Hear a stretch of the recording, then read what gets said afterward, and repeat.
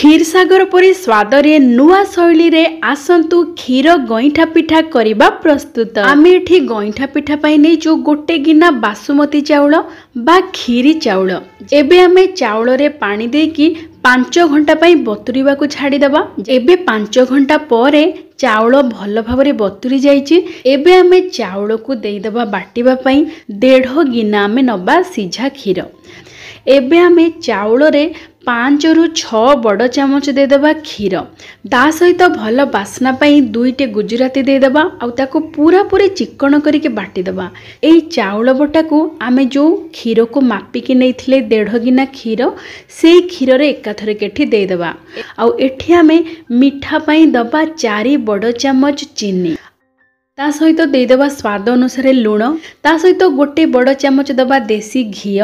आउ गोटे जिनस दबा जोटा कि 2 रु 3 बड़ चामच क्षीरर सर। एबे देखंतु क्षीर सर दे सारिबा परे आमे ताको आउ टिके भल भाबरे मिसई दबा। ए सब सामग्री को मिसई सारिबा परे आमे एबे चुली रे बसई दबा मध्यम जाल रे। आउ जेते बेले देखिबे जंतणी कड़ेई रो छाड़ीबा को लागुची सेतिकी पर्यंत आमे जंतीबा। एबे आमे चुली रो बाहर करे दबा जंतणी को आउ घोड़े की 5 रु 10 मिनिट पई छाड़ी दबा। से भितरे आसंतु आमे क्षीर को कौन करबा ना मध्यम जल रे बसई की टिके फुटई दबा। प्रथमे मध्यम जाल रे क्षीर को भल भाबरे फुटई देला परे जाल को पूरा कम करके 10 मिनिट पई छाड़ी देले क्षीर अधा परिमाण हे जिवो। तापरे आमे देई देबा चीनी। चीनी आपण माने देबे 4 बड़ चामच चीनी। चीनी दे सारिबा परे भल भाबरे आउ थरे मिसई देबे। तापरे पूरा कम जाल रखिकी ताको छाड़ी देबे राबिडी हवा पई। आउ भल बास्ना पई 3 रु 4टी गुजराती एठी दे देबे चोपा सहित।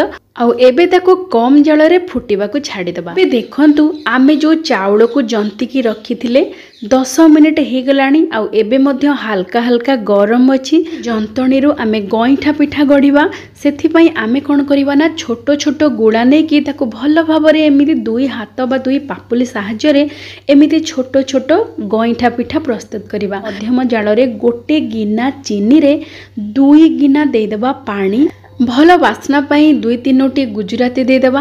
आउ मध्यम जाल रे भल भाबरे फुटिबा को छाड़ी देबा। आउ ध्यान रे रखिबे मध्यम जाल थिला बेले आउ पानी भल भाबरे फुटु थिला बेले आपण माने गईठा पिठा को देबे। प्रथम कथा आपण माने जिते बेले गईठा पिठा पकेबे पानी भल भाबरे फुटु थिबो आउ मध्यम जाल रे थिबो। एमिति मध्यम जाल रे गईठा पिठा 5 मिनिट भितरे भल भाबरे सिझी जिवो। आउ देखंतु जिते बेले चाउल गईठा पिठा सब ऊपर भासीबा को लागिवो ताहाले जानिबे गईठा पिठा भल भाबरे सिझी जाइछि। एठी देखंतु हमर गईठा पिठा सब भल भाबरे सिझी जाइछि। आउ केते नरम हेछि देखंतु पूरा पूरी रसगोला परी। एबे हमें सिरारू गईठा पिठा सब को काढ़ी दबा। आउ एठी हमर राबिडी मध्य प्रस्तुत हे गलानी। राबिडी रे टिके भल रंग पई आमे कोन करिबा ना गोटे बड़ चामच नै जिबा चीनी ताको टिके तरळै दबा। जेते बेले चीनी तरळी के गुड़ परी देखा जिवो देखंतु पूरा बादामी रंग जेते बेले हे जिवो सेते बेले प्रथम कथा आपण माने प्रथमे जाळ को पूरा पूरी बंद कर देबे। तापरे 4-5 बड़ चामच क्षीर एठी दे देबे। एमिति कले कौन हबो ना छिटा ऊपर को पड़िबनी। क्षीर ढाली सारिबा परे पुणी थरे आपण माने जाळ को कम करके 1 मिनिट पई टिके मिसई देबे। देखंतु केते सुंदर रंग आसीची बादामी रंग जहा कि राबिडी परी रंग देखा जाउची। एबे आमे एई क्षीर को देई दबा। आमे जो राबिडी प्रस्तुत करूथिले सेथिरे मिसई दबा। चीनी सिरारू गईठा पिठा गुडी को काढी की आमे राबिडी रे पकेई दबा। ता सहित आमे कोन करिबा ना एई राबिडी रे आउ टिके 2 मिनिट पई फुटई दबा। जहा फल रे कि बहुत बढ़ा भाबरे राबिडी रो रस ए गईठा पिठा भीतर को जीवो आउ बहुत बढ़ा है कि प्रस्तुत हबो जेमिति क्षीरसागर परी। क्षीरसागर आमे जेमिति प्रस्तुत करंती सेमिति प्रस्तुति प्रणाली सहित आमे आज गईठा पिठा प्रस्तुत करिचु।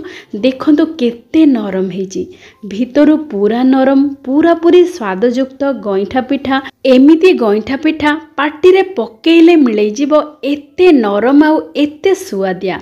आपण माने एमिति गईठा पिठा थरे प्रस्तुत करंतु देखिबे क्षीरसागर को मध्य आपण माने भूली जिबे एते स्वादिष्ट होई कि प्रस्तुत हेछि हमर आजिर क्षीर गईठा पिठा। जेहेतु आमे खीरी चाउल रे गईठा पिठा प्रस्तुत करिचे आपण को ए व्यंजनटी खीरीर स्वाद मध्य देबो। ता सहित आमे राबिडी प्रस्तुत करिकि जो गईठा पिठा को देइचे पूरा पूरी क्षीरसागर परि मध्य लागिबो। आपण माने एमिति क्षीर गईठा पिठा प्रस्तुत करंतु गोटे व्यंजन रे दुईटी स्वाद पांतु। आपण मानकु विनम्रतार सहित अनुरोध आजिर प्रस्तुति केमिति लागिछि निश्चय जणेबे। आपण मानकर मतामत अपेक्षा रे रहिली। जय जय जगन्नाथ।